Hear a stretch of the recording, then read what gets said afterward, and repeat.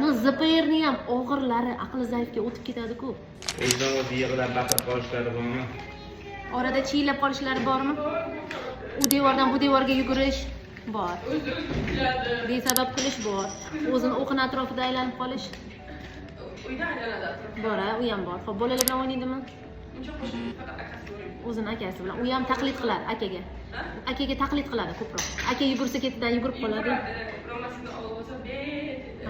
O'ziga ziyon yetkazish, agressiya, autoagressiya, bunaqa narsalar, manipulyatsiyalari, yerlarga yotib yig'lashlari, 1,5 yoshgacha nutqi bo'lib turib orqaga ketib qoldi degan gaplar bo'lmagan. Boshidan biri bo'lmagan. Assalom, xayr, ko'zga qarashlar, unaqa narsalar boshidan biri bo'lmagan. Mana mehmonga olib borsangiz o'zini qanaqa tutadi? Ketgisi keladi o'sha yerdan. Olib chiqib kelib, tortiq qilib olib chiqib ketishga harakat qiladi. Uyga kelgan odam kelsa, xursand bo'ladi qanaqa?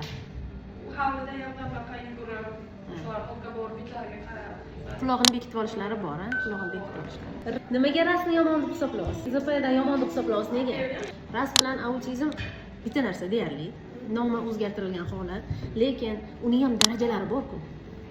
Uni ham yengillari bor, og'irlari bor, misol uchun. Xuddi shunaqa ZPR ham, ya'ni siz iloyim rasm bo'lmasin ZPR desinlar degandek turibsiz-ku. No ZPRni ham og'irlari aqli zaifga o'tib ketadi-ku. Og'irlar. ZPRni og'iri bo'lgandan ko'ra, hop, ko'rdim, mana hamma narsani ko'zim oldiga olib keldim, qilib qarayapti-da. Hop, ZPRni og'iri bo'lgandan ko'ra rasmni yengili bo'lgan yaxshi emasmi?